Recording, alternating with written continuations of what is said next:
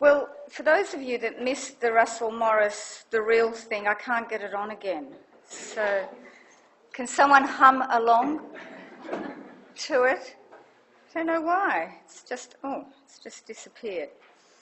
Okay, so I guess I was asked to do a lecture on Venice Biennale because I've been there a few times, and I was there this year in June.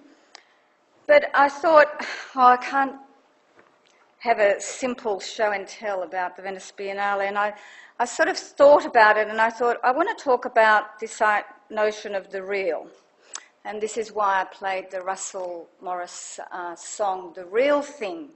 And for those of you that know it, he does talk about the nuclear bomb, Nazis, Adolf Hitler, the rocket launch, Vietnam War, Nixon, Thatcher, Reagan, all that politics that really impacted on that generation of people. The song was first recorded in 1969, and Russell Morris responded to that context of the late 1960s with this song called The Real Thing.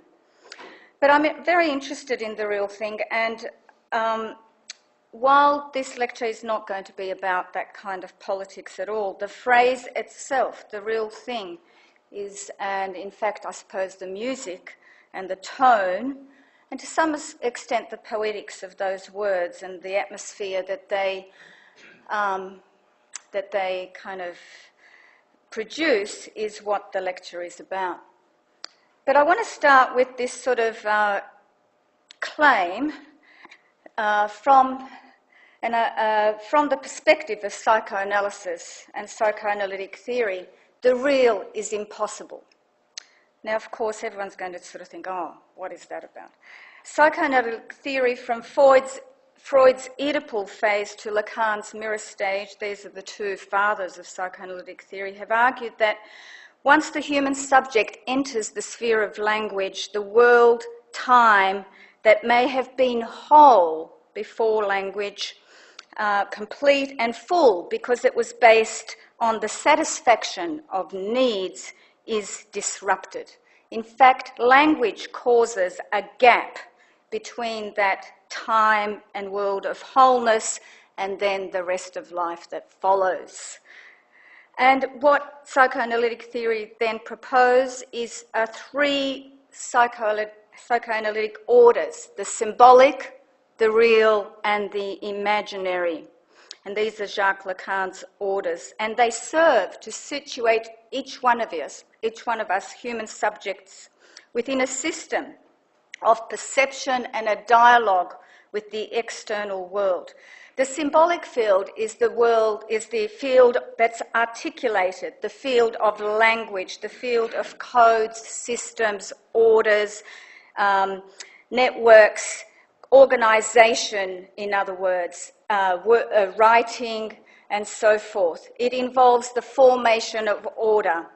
Symbols, Lacan has argued, in fact envelop humans in a network so total that they join together before that human even enters the world. So there's already a world of networks that the human subject, is inserted into. And the only reason we speak is because that system, in fact, has engendered us to speak. The imaginary, or semiotic as it sometimes is called, is related to the internalised image of the ideal, of that whole self that once is believed to have existed, and is stirred by notions of coherence, in other words, unity and wholeness, rather than fragmentation. It is related often to the flow of images and memories. But the danger of the imaginary, and I believe that we are in an era where we are in the imaginary with less and less symbolic realms, is the lure of the image, the seduction and the possibility of the human subject to fall for that phantasmatic projection of the imaginary. So from the point of the entry into language, the human subject lives as a divided subject, and this is the core of psychoanalytic theory, between the symbolic and the imaginary, between language and the drive or desire for coherence. The real, however, is an era prior to this division, the impossible era, the era that is not really part of the human subject once they enter language. It's a pre-imaginary or pre-symbolic era. And more importantly, it resists representation. So you cannot live in the real, it is impossible. It is that aspect where words and images fail. Lacan stated that the primordial animal, needed things likened to the real, but as far as humans are concerned, the real is impossible. We cannot express it in either language or images because the very entrance into language marks our irrevocable separation from the real. However, it is the drives, the desires, the enjoyments, the stuff of life. Now, various artists have tried to explore this. So like the human subject, once language is acquired, the world is always and only understood through language. The effort to discuss the world as a field of concrete things, in other words, buildings, chairs, floors, ceilings, is only possible as a discussion through language. It's the only media we have. Things and objects are seen or experienced, a favourite for architects, the experience, but can only be perceived through a coded signifying system that depends on mutual understanding of words about things experienced. Artists like Magritte, and you can see the image here, Ceci n'est pas une pipe, have explored this gap in works of image and text, presenting the idea that the word is never equal to the thing itself. The word is a word, the thing is a thing. It is only by consensus, if we agree to it, that that is in fact a pipe. I could say it was a chair, and if we all agree to it, it would be a chair. Okay, so it's only by consensus that this thing is perceived as a pipe. And this is what Magritte tried to explore here. And that consensus is a symbolic process of coding and signification. This is why in post-structuralist philosophy, his image of the pipe has become the very currency that has articulated what post-structuralism is, how language and the thing are never equal.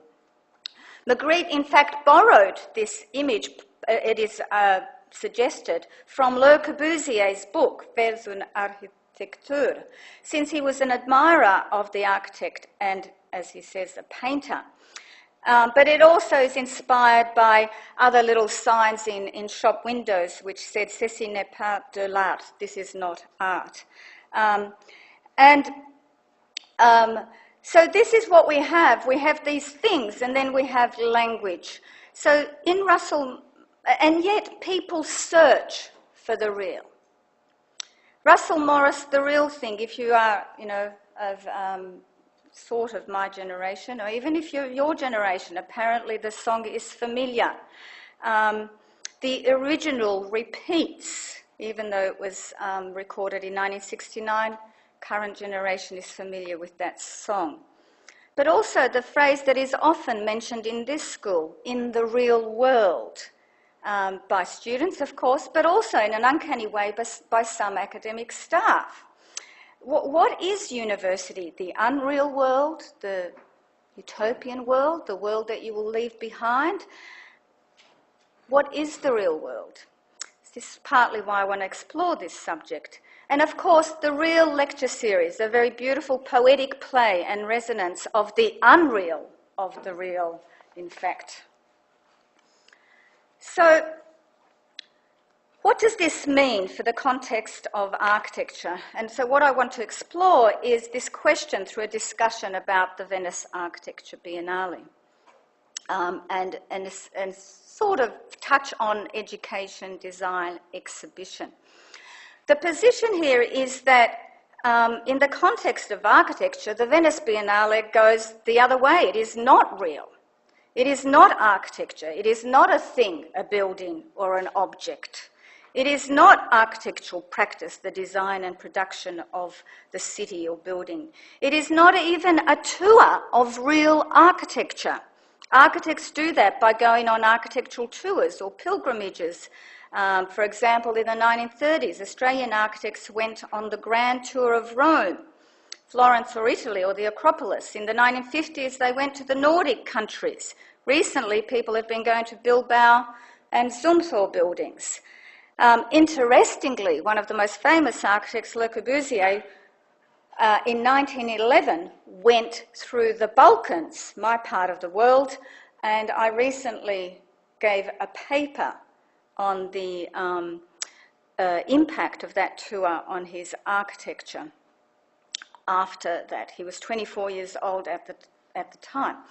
But the Venice Architecture Biennale is an exhibition about architecture. You could not get more unreal than that. Of course, there are pavilions, real built structures, and I will present a couple, but these are structures within which the exhibits are presented. Now, just briefly, a little bit of an overview of the Biennale. Every 2 years, the global architecture community presents new ideas and ways of understanding or making architecture at the Venice Biennale. I was fortunate to go to the 2010 as a member of the Architecture Australian media team. I was one of 3 people that then had to write a review of the Biennale for Architecture Australia. This meant that I was invited to all the Australian events, not only the exhibition opening, but brunch on the roof of somewhere, cocktails in the Peggy Guggenheim, and I don't know what else, but there was a lot of parties. Pavilion openings, and this period is sort of before the Biennale opened, called the Vernissage. It was a bit of a buzz. A very vibrant atmosphere. You were rubbing shoulders with star architects. You started to feel like you were part of the paparazzi. It is easy to be cynical about the spectacle and extravaganza of the Venice Biennale.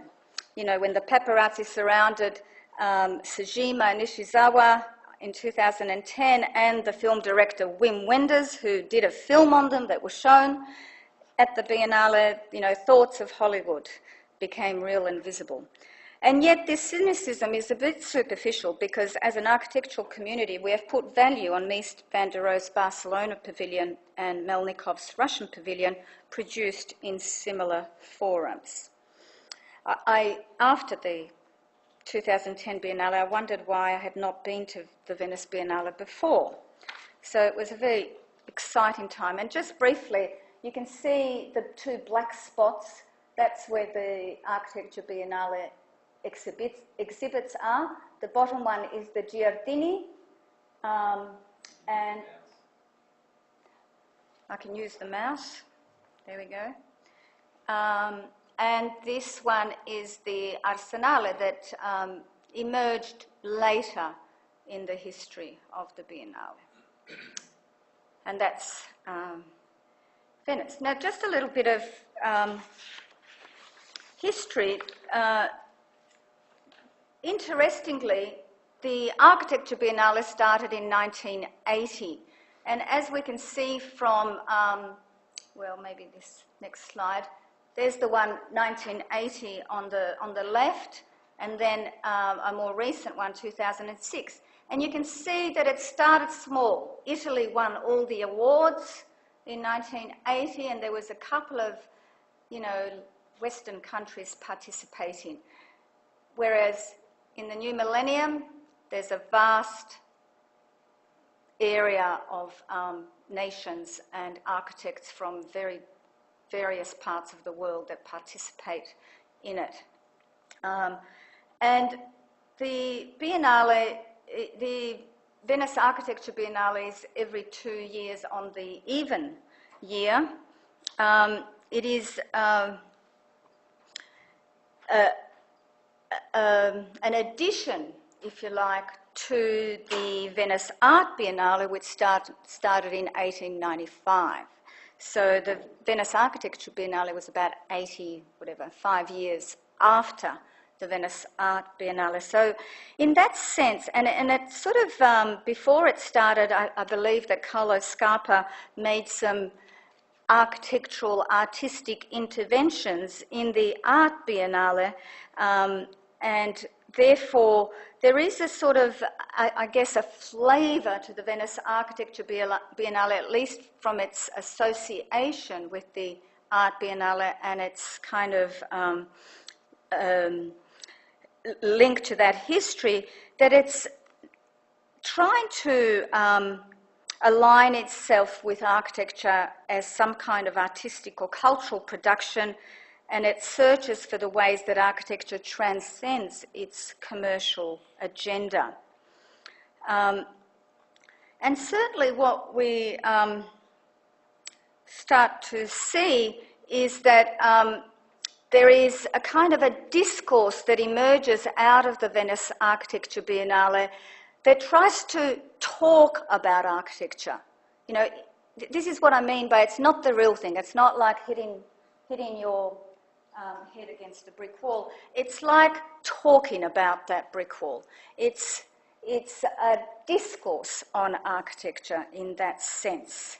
And of course, it's in Venice. Now, that's no accident in that sense. Venice is already a place where millions of tourists go, and it, however, was part of an agenda. The Venice Art Biennale was part of an agenda to generate artistic practice and to make that integral. And interestingly, it actually thrived during the fascist period of Italy.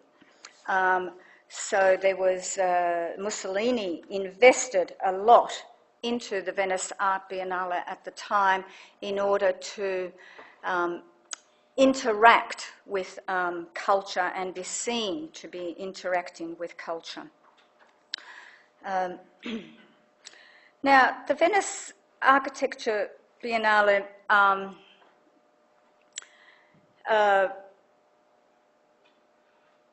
because architecture, the role of architecture in a sense, and this is the imaginary, real and symbolic orders, is in fact to protect society from the real and from the trauma of the real. Architecture is an ordering system. It organises space and spatiality from the amorphness of a field, anything and everything, into a coded, symbolic, structured set of delineations. So architecture is the kind of the discipline par excellence that tries to order and protect us from this awful trauma of the real. The most competent architecture provides a symbolic structure to human lives, both at the intimate levels of dwelling and the worldly levels of institution, whether they're educational, health, culture, or law. But at its best, architecture perhaps performs a few other ways. And this is what I'd like to explore later in the pavilion, in the exhibitions. So what we can see, for example, in the Art Biennale, and this is an example of the Australian artist Patricia Piccinini, in her exhibit called We Are Family, is this sort of, this is a kind of an eruption of the real. What are we? Are we humans? Are we animal? What is normal? What constitutes a family? Are these little creatures, no matter how grotesque they are, also cute because they are bubbers, babies?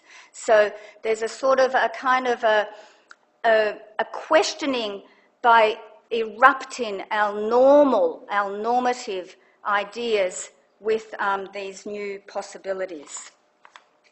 And this is why I was kind of curious at myself, really, because I went through this exhibition in the main pavilion in the Giardini, which is sort of like the core of the Venice Biennale. And this exhibition was, as soon as you enter beyond the thematic kind of space, which is a void, and then there's this exhibition. And this is what it was. And I was thinking, oh my goodness, this is awful. Why have I come to the Venice Biennale? What is going on? And it is it was this sort of pathetic little things. And I went around fixing them up because they'd all fallen or that way or this way, and they were just these pathetic little photocopies on a bit of cardboard along the wall. And I thought, oh, gee, most of our students, even those that failed, do better than this. And I'm thinking, what is going on? So there's this really interesting kind of shock of the banal, I have to say. That's what I called it, the shock of the banal. And this pathetic exhibit. And yet, a month later, it was the one that I could remember. So then I thought, why? Why is this the memorable exhibit? And that's why I've sort of, I guess, tried to explore the Venice Biennale through this idea of the real.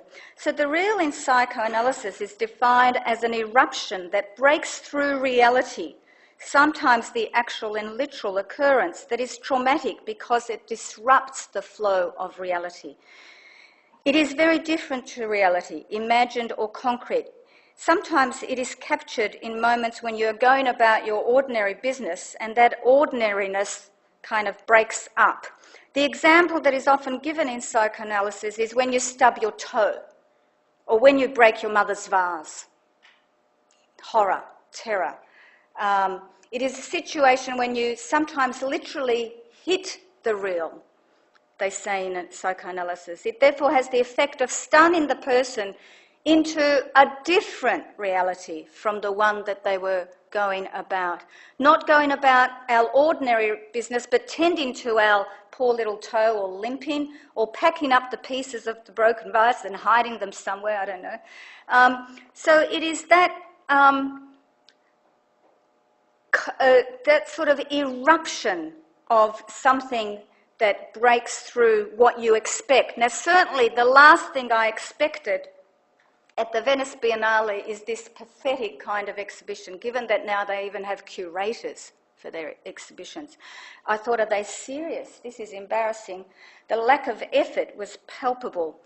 And I thought, was it the last minute? But then I thought, well, how can this be the central exhibition in the main exhibition space? So then the question is, what is the work of architecture? And so what I discovered is that the work of Solano Benitez, whose exhibition this was called Breaking the Siege. And you can see there that in addition to those little photocopies, there was this structure, this parabolic structure of this triangular kind of system.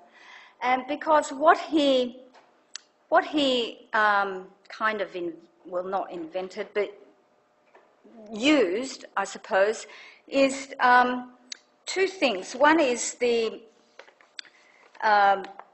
two of the most abundant resources in the world, bricks and unskilled labour. So in Paraguay, apparently, there's nothing but bricks. Most architects see that as a constraint.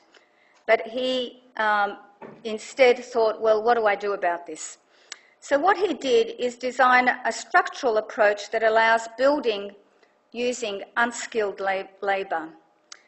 So therefore, this is the opposite to, it's not the opposite, but what happens in developing countries is that construction industry keeps the unemployment low. Labour-intensive systems. Labour is cheap. There's a lot of labour in construction industry. The downside has always been the quality, the design and the architecture. So Benitez, it is argued, uses design to decouple the quality from unskilled labour. And so what he has done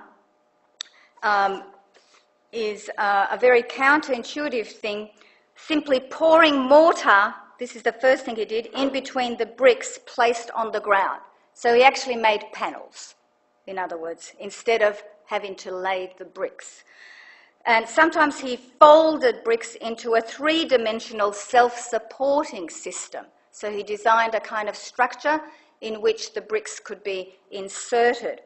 And thirdly, he used bricks as, I don't understand this bit, as nerves in handmade stereometric slabs. I don't know. James, do you know what that means?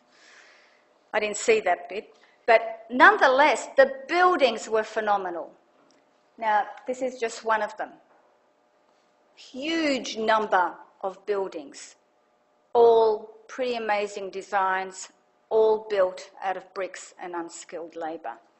So did the guy think, well, I can't be bothered with this Biennale, I'm just going to show a few pictures of my work? I don't know. But architecture, while the exhibition stunned me about the real of the pathetic exhibition, the architecture was obviously protecting, as he has argued, Paraguay from the trauma of the real. Because the trauma of the real, he says, are 1 million inhabitants per week with only $10,000 per family that move from rural areas into the cities. And he says, okay, if we don't, we can either ignore this or do something about it. But if we don't do so, people will not stop coming into the cities. They will come anyhow, but will live in appalling conditions. So what can we do? So in a way, his project protects Paraguay from the very real of people living in squalor.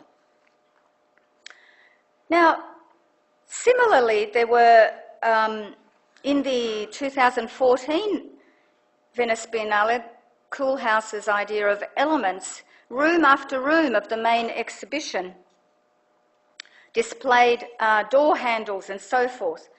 But I have to say that this was very impressive at first, but then incredibly excessive and a little bit, I was dumbfounded and exhausted after seeing yet another door handle pinned up on the wall. But it did ask the question, what is our work about?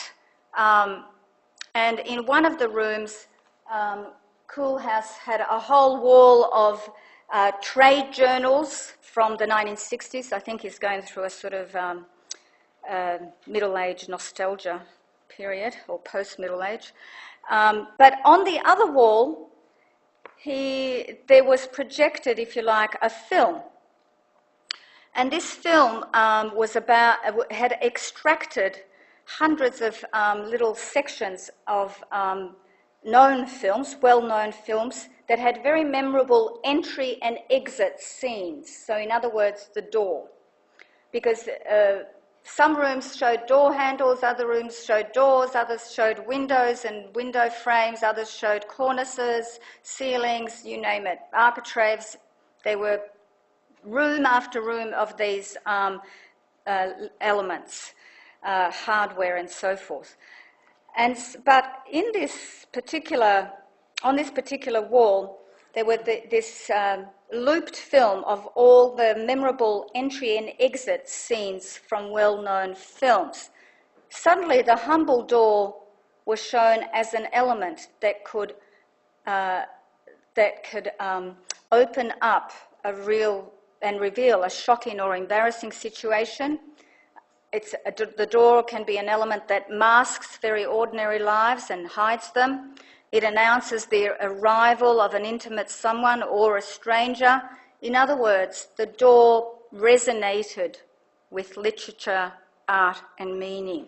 So between these two things, that tension, if you like, between the imaginary of the door in literature and the symbolic of the door in trade literature, the question was, what is our architectural practice? Does it have as much to do with the banality of the specification of the door handle as the dramatic role of the actual door in the lives of people? Similarly, Studio Mumbai showed all the elements in their practice as real things on shelves. So they had real tiles, real render, real paint, and so forth. So this idea of the realness entered, if you like, the Venice Biennale, the facade sections, the stone. So they had a real section of a window, for example, and a wall. And it produced a very weighty presence to the exhibition and engaged the viewers in a very corporeal way. Okay, now recently what has happened is that many of the themes, so each Biennale there is a director and the director announces a theme. And recently there has been themes that are very much about trauma or crisis or some kind of problem in relation to either internally to architecture as a discipline or architecture's relation with the rest of the world. And so this is interesting because in a way we could say that these themes are exploring some kind of closeness of the real, that architecture is not protecting us from the real as much as perhaps they would like it to. So even though the real is impossible, it continues to influence throughout our adult life, to influence both the imaginary and the symbolic throughout our adult lives, since it is the rock against which all our fantasies and linguistic structures ultimately fail. The real, for example, continues to erupt whenever we are made to acknowledge the materiality of our existence, i.e. illness, death, and so forth, usually perceived as traumatic. But there's also all those joyful moments like birth and pregnancy and so forth. So the real works in tension with the imaginary and the symbolic. Now, the most recent Biennale was called Reporting from the Front. And Aravina has spoken about Maria Rijker, who's an archaeologist who went to South American desert and took a ladder with her, and took the ladder because she wanted to see the patterns of certain geological formations, and she couldn't see them from the ground perspective. So she would get up on her ladder and look at it from there. So Aravina is arguing that what are the new views and viewpoints for architecture, and can we do something like Maria Rijker? But interestingly, he does point out that she didn't take a four-wheel truck, because that would have ruined the patterns, and so forth. So this very delicate way of having a new viewpoint. But reporting from the front has been perceived as trying to respond to all the problems that architecture has not solved in the world.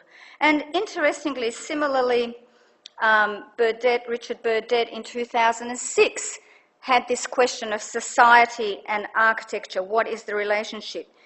David Chipperfield in 2012 had the theme of common ground. In order to mend the fracture, the crux is to mend the fracture between architecture and civil society.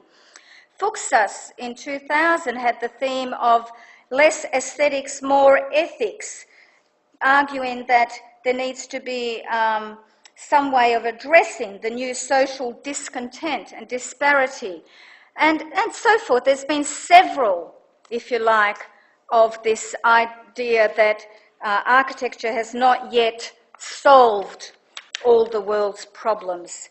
And therefore, it indicates, in a sense, that the Venice Biennale is perhaps saying the things that we as architects and in the architectural profession do not say.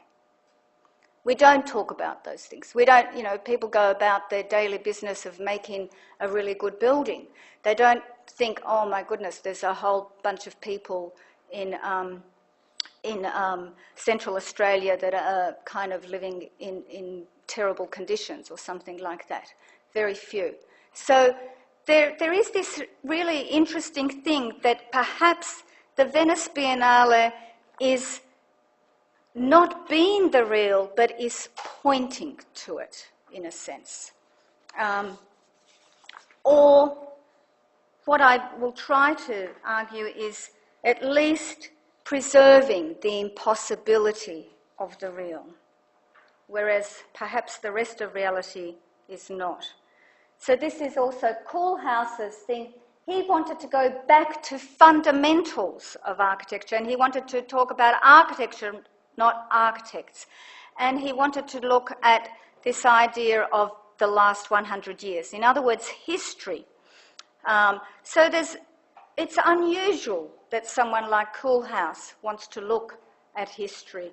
And in fact, in a way, that Venice Biennale was, I thought, the one that we should send all our students, because it was so educational. I learned so much at that Venice Biennale because it was going over all the last 100 years and what had happened and what is architecture, if you look at it in that way. But it was very researched, informative, and in some ways it was the most boring one for that reason. And whereas I thought, and I just like Sajim, I suppose, I'm biased, but this one was a bit different. It was way more optimistic about architecture, and the theme people meet in architecture was, people have argued it's about bringing architecture back to experience. I would say it's about bringing architecture back to how it stages this sort of relationships and so forth. So I just want to now move through some of the exhibits. And now one of the interesting things is this idea of one-to-one exhibits. So in this one, but this is one of my favourite ones that I've seen in the last 3 Biennales. It's very, very simple in its final effect, and it's called Blueprint. So therefore it plays on the idea of the old-fashioned blueprint plans of architects. But it's only about the artist's 3 houses, that one he lives in and the others that he remembers. So the top one is the current house he lives in, so the one on the ceiling, and you can see how everything is constructed or fabricated from this beautiful blue shimmery fabric. And the bottom is a print of the house in Korea, and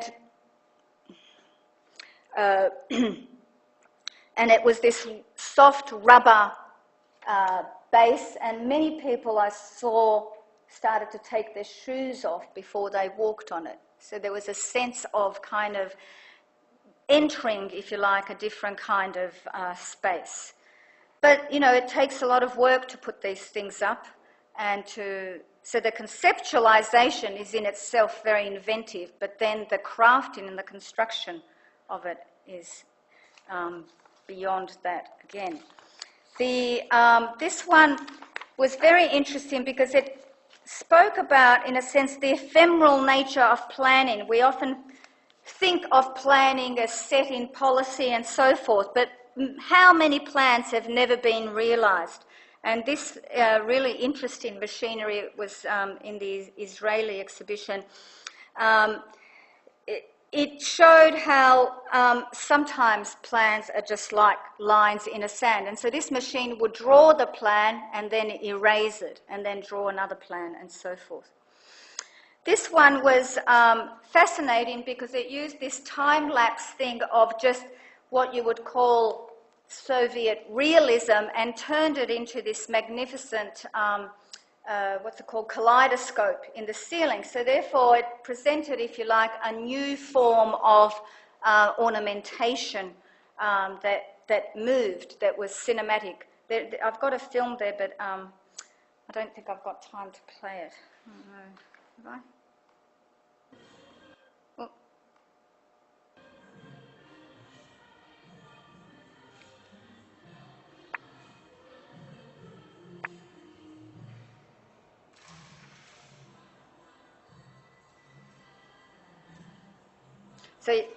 So there was this time lapse between what was happening on the wall, and then you would get the kaleidoscope version of it on the ceiling.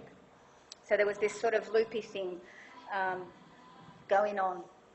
So then what you got was sort of reality, photographic reality, and then this sort of mediated imagery, this sort of flow of imagery. So you remember the tulips, and now that's it.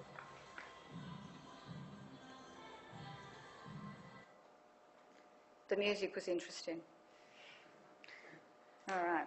Now, I did have some that I had a pet hate for, and some of those tried to solve social problems. And I know many of you will like this one, and it's very controversial for me to say this, but I really disliked it, and I couldn't figure out why. I found it very irritating, even though the guy sat me down and explained it to me for a whole hour and a half. So it was sort of, he really knew what he was doing in that sense, but I don't know, and I've tried to think about it. But they make certain claims that, so they say that not only is there a crisis of housing, so the word crisis reappears and reappears in this year's Biennale as it did in those other few that I mentioned. So he says not only a crisis of housing, but a crisis of how we live. And so they've proposed this, what I called a fanciful idea that if you live in a place for hours, so they had these sort of various versions of dwelling, and very clever in many ways. But why didn't I like it? I tried to think about it, and I think it's because I thought it was a designer version of Big Brother, and reality TV and me don't mix. The seduction, I thought, of not making any decisions. We are in an era of heightened super reality.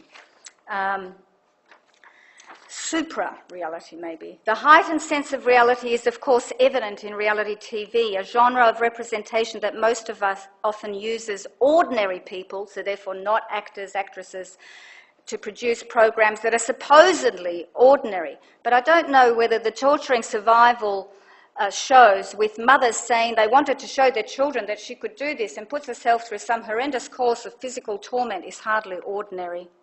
I know, it's not like washing the dishes. But the agenda is thus to stimulate ordinariness, but this is far from what it actually does. There is nothing ordinary about Master Chef, who has the kind of kitchen, who has that kind of kitchen and who makes those kinds of meals on an ordinary daily basis? Not me. No, do you guys do that? But more importantly, why are we so seduced by the competitive infrastructure of ordinary people competing in extraordinary practices and environments? I'm not suggesting for a moment that there should not be competition, but to locate that competition amongst amateur cooks, for example, is both to undermine and to displace and even evict the profession of chefs from their role in society. And this is most accentuated, I believe, in the renovation and design and architecture reality TV programs. Architects and architecture are evicted from this reality. We do not play a role in reality TV. It also illustrates that to understand the real is to rethink what some of you may have heard of is the simulacrum of Baudrillard. This idea that the world is only a copy, an imitation, a representation, and this will eventually substitute any actual world of whatever, professions, experience, and the rest.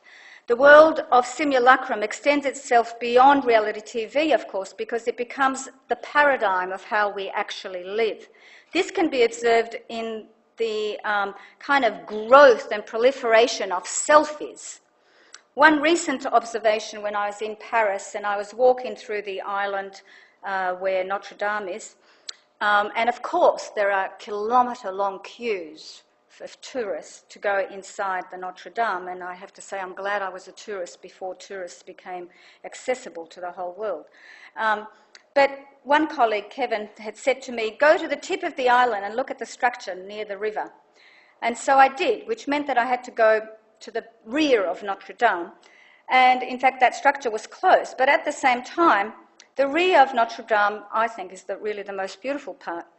And at that moment, a group of tourists, and this was a large group of what I thought were a family or friends, and family and friends, but they were there taking selfies, each one individually of themselves with Notre Dame rear in the back. So no one took a photo of anyone else. They each one took a selfie at the same time. So what is left of Baudrillard's simulacrum? It's either a long queue at the end of which you enter the real Notre Dame because it is in the guidebook, or a selfie of only yourself with various backgrounds of famous monuments and so forth. So I do think that this particular pavilion had the kind of scent to me of reality TV and selfie as a designer kind of version of it. Other projects that were trying to solve social problems were a little bit different. This one, for example, tried to make order out of the mess of this very dense urban environment. This one, for example, really was it was focused on specificity. It focused on particular individual and their livelihood and how this strange location in South Africa where the proposed freeway was partly built, then abandoned, then kind of forgotten, and what could they do with it to transform it from the most dangerous and criminal area into something more livable. And so the architects went about looking at what actually goes on that is non-criminal in that area and built on that, and that was by looking at individual people. And I suppose that's the other thing about this one, it was very abstract. They were saying it was about everyone, but I felt like, you know, in the last pavilion, which was decades, there was a sort of a communal bed, and I thought, well, I'm not going to sleep in that. So who was it about? Who was it for? I don't know. Now this one was very interesting too because it was arguing that development can provide multiple programs, and it was a game, and I spent a long time here because I kept playing with these little must be a gambler in my past life. Kept playing with these little metal balls.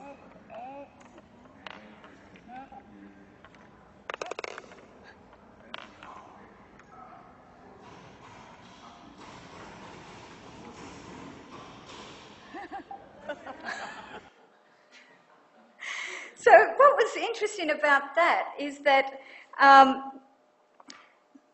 they had designed this quite interesting, as you can see there in the photograph, a very large development, but they had designed these sort of sloping ramps and had programmed them in these sort of multiple potential programs. And what the little game showed is even if you started from the same place, you might not end up in the same place in the development. So there were all various routes that you could take, and every time you came to an intersection, as a little metal ball, you had to decide whether to go that way or the other way, and so forth. So there was this sense of chance and possibility in the multiple program. Now, like the month and decades pavilion, this one was one that I also didn't like at all, and I especially was shocked that it was awarded the Golden Lion for the best national pavilion. And it was the Kingdom of Bahrain, and they had these, they actually transported these fishermen's huts from Bahrain to Venice. It cost a fortune. And I imagine not only 10 times the cost of the hut itself, but probably 1 million times the cost of the hut itself. And they described it as architecture without architects, huge finances, and some Bahrainis are deeply concerned about the sea in which their island is located. And what was especially interesting is that they gave sweets to people as they arrived, and because you get so exhausted walking through this Venice Biennale, you want to sit down somewhere. So people actually rested in these fishermen's huts. So that irritated me even more. Because one of one group of, that's because my students are cleverer than me, one group of students have analysed Bahrain and the island and their relationship to the water.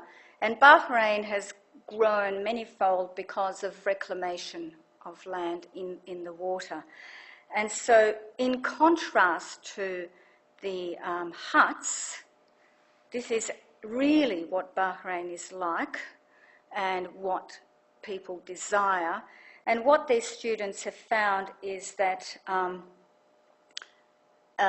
amongst many other things, this is just one of the things that they found, but this is how many tonnes of rock has been displaced in order to reclaim the land.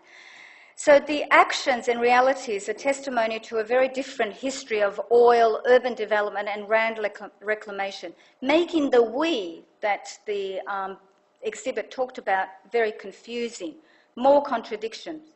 It's an exhibit that is a trace of a lament for a romanticised past that possibly did not ever exist. And the problematic representation of others might have been overlooked if a different poetics was proposed for a different future. However, the proposal is for a new waterfront strategy, the one that you've just seen, a fashionable global economy of cultural tourism. How and whether such fishermen's huts would ever feature or survive in this new agenda is not explored in the exhibition. The huts have become by default artefacts in a museum announcing the end of their spontaneous construction. So why is this the most dangerous project in my perception? First, it got awarded by what I considered intelligent people, including Sujima. Secondly, I think what it does is displace the real from ever even being considered as an important part of how we perceive ourselves in the world. So the effect is we are in an era where we distance ourselves from reality by substituting for it. In other words, the huts were a substitute for the reality, which is the islands. But then we disavow the impossibility of the real by eluding its disruptive aspect or eruptive aspect. In other words, we sedate the real, in a sense, by believing that nothing will ever happen. There will never be a kind of a tsunami that takes over those islands. There will never be an earthquake. There will never be, none of those buildings will ever fall down. We have, by looking at the fishermen's huts as this romantic idea, we have substituted that hut for, in fact, the real, which is much more traumatic potentially. So here, there is no trauma. Trauma is elided. In contrast, there's other projects that dealt with ecology. So the ecological question was an important one, but in a very different way. So, for example, this one was about a waste dump that coexisted with a natural park and was now restored, if you like, as an agricultural system. So the idea of farming and agriculture is, I think, a very interesting phenomena that we hardly ever consider in architecture. And I'm just, how long have I got? I don't know. Okay. My God. So the other pavilions provided a sort of commentary. One was the current one from the Netherlands, which really asked the question, if there's all these United Nations sort of settlements, why can we not work as architects with them to try and make their border zones more permeable so they can actually have a role in the local community in addition to being closed off as sort of United Nations islands in another context. So this, I think, was a very interesting commentary on kind of something that's already going on and how can architects intervene in that energy, if you like, or in that kind of practice in order to shift the agenda from defence into kind of civil society. This one was very interesting because it provided a really three examples of projects, but it had these, see those two balls with the pivoting thing. Now, people just bypassed this one because you had to actually ask someone to help you pull that lever down in order to get the exhibition going, and no one would do that. So the person that designed this exhibition was a bit forceful, if you like, on the audience, but one of the guide people said to me, "I'll help you." And then, of course, as soon as people started seeing us, they all wanted to do it, and so then it became this thing. But what it did, so there was this phenomenal machinery about a few images, but I think that was sort of part of it. So it got us to do labour and work together as a team in order, and of course it showed the design approach, then the policy, then the inhabitants and occupants so there is that machinery. It's very heavy, and you feel like you're breaking it when you pull the levers. The Japan exhibition in 2014, interestingly, talked about the bubble economy and how, so the question there is, how does architecture participate, if you like, in what else is going on in the world? And what it showed, in a sense, was that the whole practice from Japan was shifted due to the bubble economy, and that is, in fact, when a whole lot of Japanese architects did international projects, and headed by Kenzo Tange. So there was so they mapped all this. They kind of generated, if you like, a background or an interactive field within which architecture participates. And also the research of what was being researched. And you can see Australia. I thought, gee, Australia's a bit left out of those networks there. But interestingly, they actually showed original blueprints of work.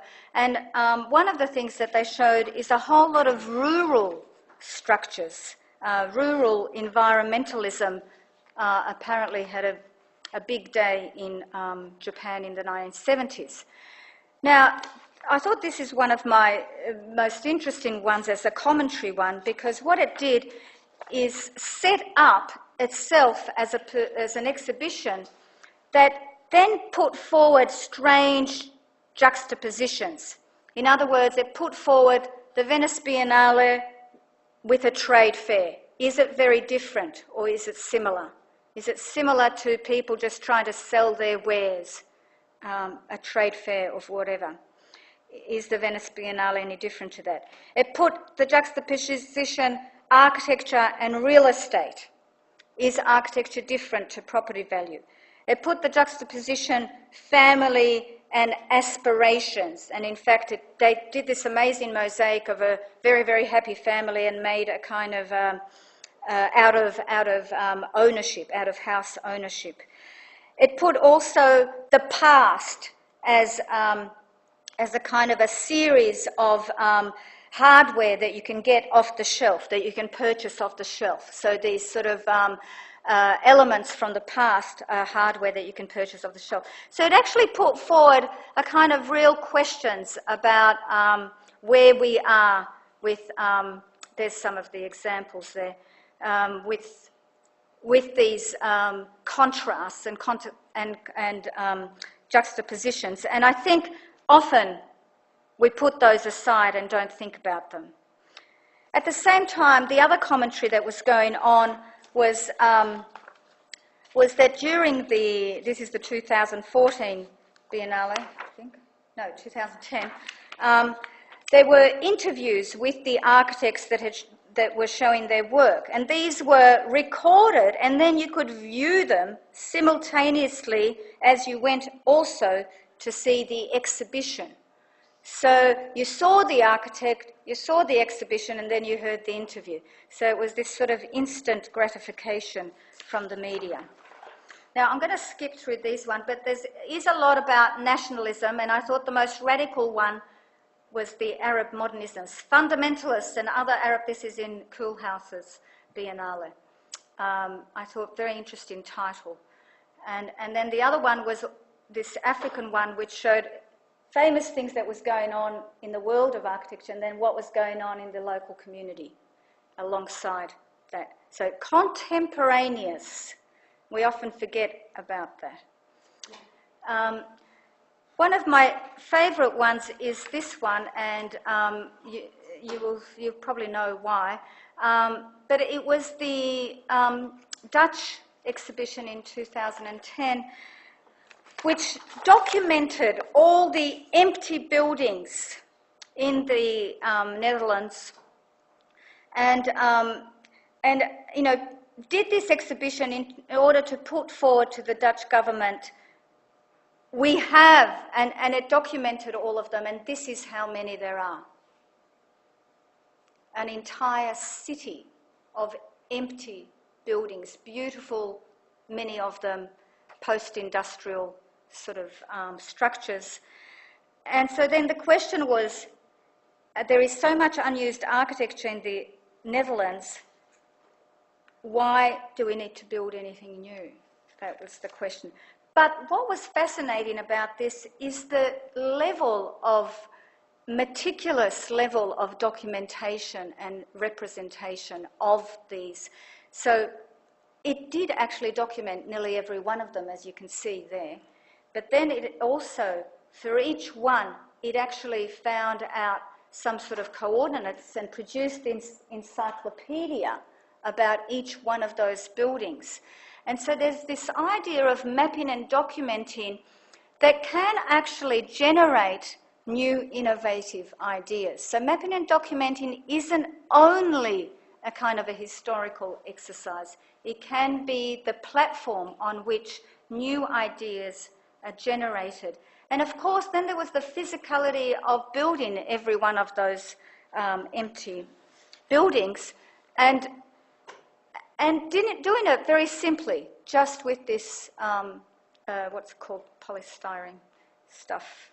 And this is what inspired our Vacant Geelong project. except that we have the opposite problem. In a sense, we don't have a whole bunch, we don't have the crisis of housing. We perceive that we have this vast open space, but nonetheless, a place like Geelong is in a crisis in terms of its identity, in terms of its reorienting what it's about from an industrial kind of city to what is the question. And so this photograph, for example, is of the Ford building in 1925. And so our idea of vacant is as much that industry made Geelong as a kind of inhabited place, because when Ford arrived, it was empty, an empty field, and similarly with other industries. And so we have explored this with students doing thesis through this sort of creative research approach, and we did have an exhibition a few weeks ago. Some of you, I don't know, some of you may have gone to that. I'm going to skip that one too, although what I like about this one, this was recognised as an exhibition in 2006, and what I like about it is that it is from a small country, the country that I was born in, Republic of Macedonia, and instead of talking about itself and trying to present its best foot, if you like, put its best foot forward, it actually discussed architecture as a discipline, and I think offered something that is relevant for all architects and the discipline of architecture, rather than discussing itself. And what it offered was this, that a place like Skopje, and I imagine there's many other places like this, is often perceived as this 2-kilometre square city, especially after Kenzo Tange's master plan of Skopje after the earthquake. So there's this sort of trauma that created Skopje, the earthquake. But it has become something else. And what it has become, their argument, was worlds. So there's these small, so it starts off with one world, it becomes a kind of a square city, but then when you go inside that city, what you find are these small worlds. And so the question then was, how can we attend to the particularities of these worlds and the multiplicity of all these possible worlds within the city, rather than either trying to unify it in this way, or trying to make it a geometric kind of ordered thing in that way. In other words, how can we address the kind of the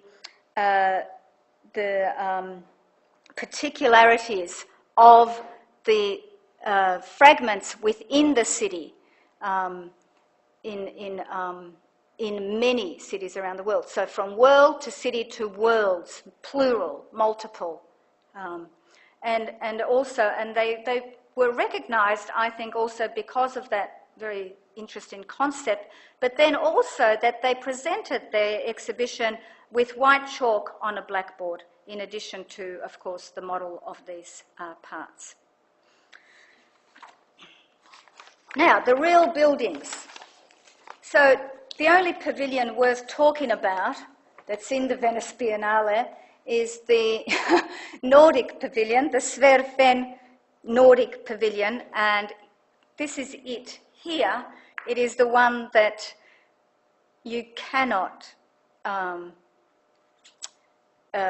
of not keep going back to. You keep going back to it because it's quite striking. And this was a photograph in 2010, and you can see how it is designed. See that tree there, and then these 3 trees here. So they were planted, obviously, for the pavilion. So there's something that it's saying about trees and buildings. Interestingly, in the current exhibition, the trees were kind of covered over by this very massive structure. And at first I thought, oh my goodness, how could they do that? This is the core of this pavilion. But in fact, it was very interesting because what it did was generate some other way of both perceiving the pavilion but also interacting. So what you found, quite spontaneously, people climbed up on this pyramid, very, very heavy timber structure, and ended up having conversations up there near the ceiling, because you would sit down. There were these little pamphlets, those coloured things that you can see, and it was called In Therapy. So you would sit down and have a little conversation, and of course I ended up having conversations with other Australian people about the Australian pavilion, because that's what everyone wanted to talk about. This is the Australian pavilion in 2010. The opening of it, of the exhibition, and this is the new Australian pavilion. Now, I do have to say, I haven't thought about it enough, but it is a little disappointing in that it is on now a very prominent site right on the canal. It is a black box, which could have been elegant, but for some reason doesn't quite hit the mark that DCM buildings usually hit. It starts to look a little bit heavy on that site, and the blackness of it, I don't know, it's already wearing. There's already wear and tear. It's just been finished. So there's something expedient, let's say, about it that is not quite up to the mark of the DCM buildings usually. But it is not nearly as disappointing as the exhibit. The exhibit, if any of you have read any of the commentary, it's about the pool. It is so abstract and kind of just does not resonate with anything, even about the pool and the role the pool might have played in Australian culture. But it argues it's about culture and identity and so forth. It is a really empty site. So this is the one of the problems, I think, with it, is that it did not translate the pool from the pool that some of us might have experienced in our childhood to an exhibition about the pool. It just put a pool there.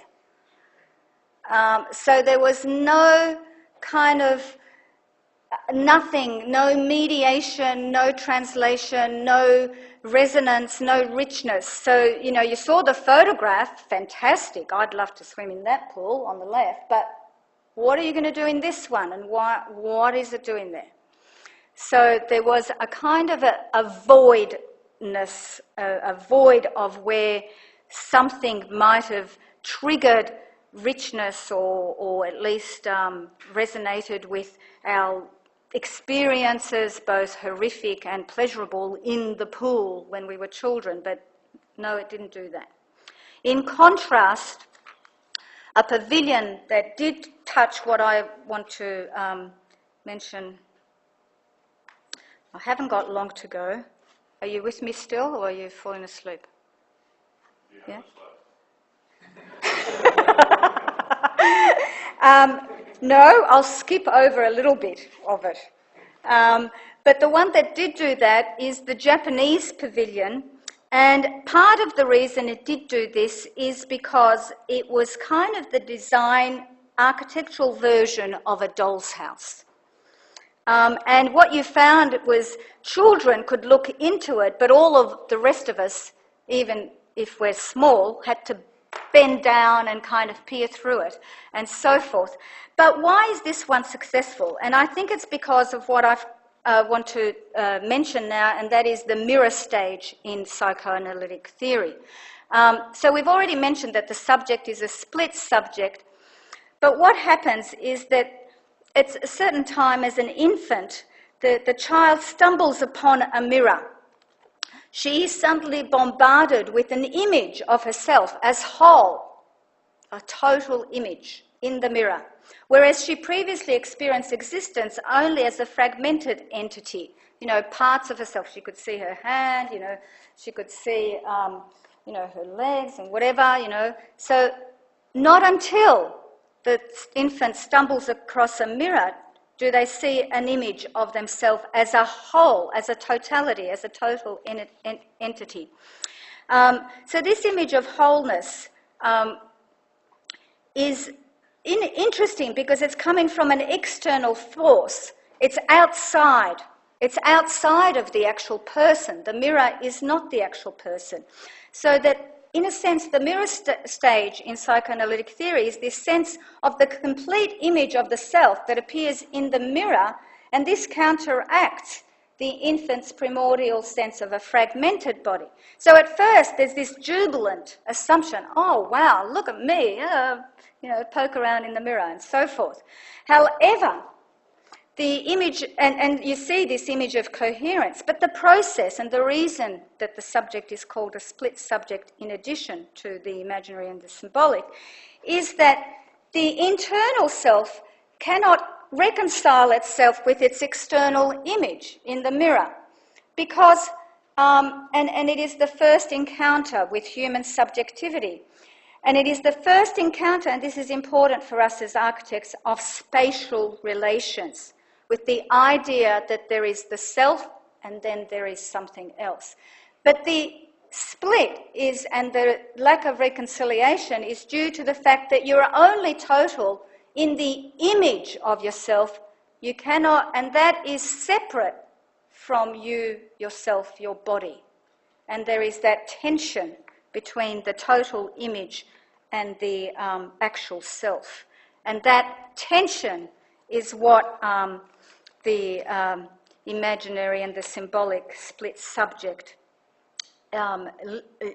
endures for the rest of their life. But the interesting thing of the doll's house is not only its amazing scale and its meticulous replica of little books with their names and so forth, the Japanese, how they go into all these little details, but also where it was located. So there is a hole in the floor of the Japanese pavilion, and this doll's house was inserted in this hole so that half of it was underneath and half of it was above the floor. So that you could, as you can see here, you could also go up there, and there was a little stool, and you could put your head, and then everyone would look at your head giant head amongst all these little furniture and so forth upstairs. So there was a real play of child play in this. I think in a similar, except way that what this sort of the Toyo Ito little thumbnail models, pressing stuff with his thumbs, was a sort of a similar child play process of the design of this of the Taichung Metropolitan Opera House in the Toyo Ito Pavilion. And I think similar also was this way of providing these screened interiors with drawings around on the box, but peering into the intimate and secret lives of others. And so finally, I want to end with two things. One is education, because I think that lost the piece. There was a very interesting exhibit in the 2014 Biennale on radical pedagogy, put together by Beatrice Colomina. And it really pointed to the very significant role that education has played in the discipline of architecture. And I think, so I'm coming back to this question in the real world, this idea that education is somehow what you do in order to get to the real world is a little problematic, I think. And this exhibition pointed out to how, in fact, many major movements were generated, even, for example, Elvan Bajowski in the Architecture Association, the AA, were generated from and within education. And I will find the section in a minute. And I think one of the things that perhaps we are at risk of is students not being real students. Students, in a way, not at the fault of students, but in the system, and academics not being real academics and so forth. In the system, it's as though we are driven to get through that as quickly as possible, get that done over and done with, and get to the real thing. But I have to say that we are therefore at risk of completely eluding the real if we go about trying to immerse ourselves only in reality. We end up becoming, in a sense, like a reality TV show. Our lives pass us by, whether they're as a student or as an architect, almost as a reality TV show. And so we are familiar with this, with the phrase of the real world, and perception that the world of students, of being a student in university, is not the real world. The problem with this is that it has led to the phenomena that students are not real students and professors are not real either. Not that I think this should not be a different world. It should be a different world, precisely because Venice Biennale is also different from the architectural profession. And nor do I think that this is the fault of students, but yet with students not wanting to be the students, it risks all the issues of our supra-reality. Being a student goes some way also to preserving the impossibility of the real, and also kind of appreciating the eruption of the real. Now, I won't talk about this exhibition, which was in fact an exhibition of student work, and there's a little anecdote, but I'll talk about it maybe later on, but it's an exhibition of student work at the Venice Biennale because students need to learn something about architecture in order to meet in architecture. If we don't learn anything about architecture, we can only meet in reality. We cannot meet in architecture. And the theme was Sejima's theme, people meet in architecture. So what are the risks? So these are the final two slides. Now, what risk is there? What risk could there possibly in the Venice Biennale? Well,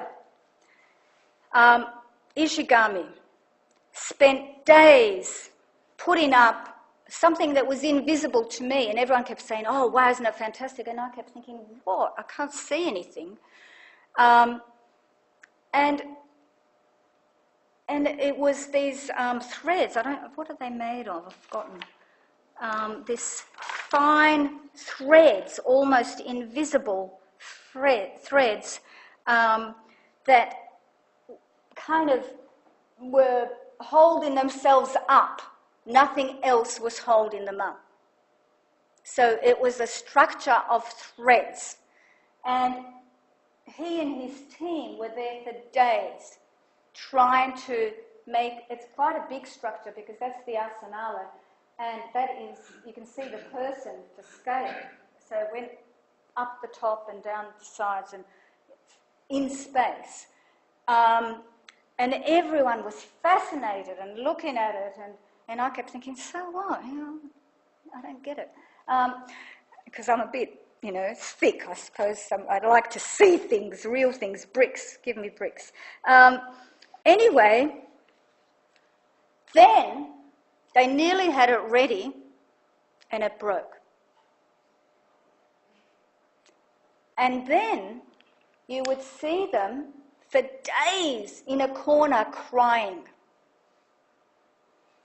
And I thought, what has just happened? It's just a few threads that broke.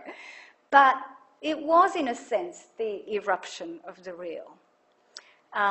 This thing that they had put so much effort into, the effort that we saw was the construction of it, but the research and the conceptualization of it and all the rest of it was part of that effort. They did win the award, though, even though it failed. This is a kind of a lesson for students. Even though you fail, you might get an award. No, not an award from us. An award of having taken that risk and gone through that process. The only thing that disappointed me, and you can see they were using these moulds to do things, I don't know what, because there was nothing curvy about this. You can see it there. Can you see it? The lines, that's all it was.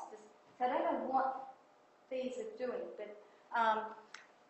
but the only disappointing thing, and I've only recently heard this from our last real speaker, from Hide, who was here, is that apparently he's an awful person.